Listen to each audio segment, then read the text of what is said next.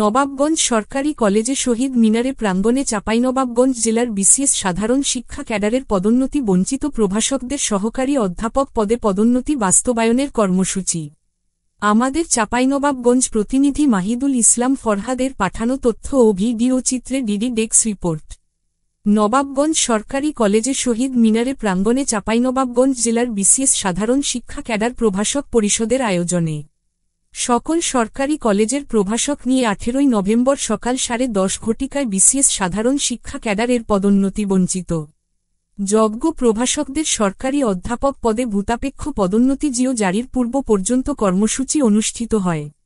নবাবগঞ্জ সরকারি কলেজ চাঁপাইনবাবগঞ্জ, চাঁপাইনবাবগঞ্জ সরকারি মহিলা কলেজ, আদিনা সরকারি কলেজ, শিবগঞ্জ, চাঁপাইনবাবগঞ্জ সকল সরকারি কলেজের প্রায় 100 জন প্রভাষক এই কর্মসূচিতে অংশগ্রহণ করেন।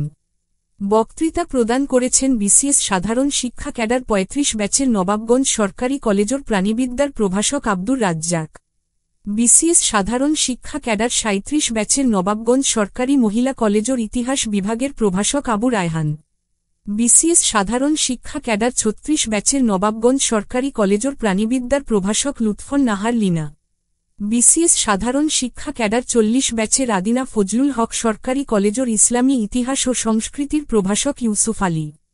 উক্ত কর্মসূচির সংহতি জ্ঞাপন করেছেন নবাবগঞ্জ সরকারি কলেজের প্রাণীবিদ্যার সহকারী অধ্যাপক কামরুল হাসান। চাঁপাইনবাবগঞ্জ সরকারি মহিলা কলেজের অধ্যক্ষ ড বিপ্লব কুমার মজুমদার, নবাবগঞ্জ সরকারি কলেজের অধ্যক্ষ আব্দুল আওয়াল অধ্যক্ষ, নবাবগঞ্জ সরকারি কলেজের উপাধ্যক্ষ অধ্যাপক মোহাম্মদ আমিনুল ইসলাম প্রমুখ।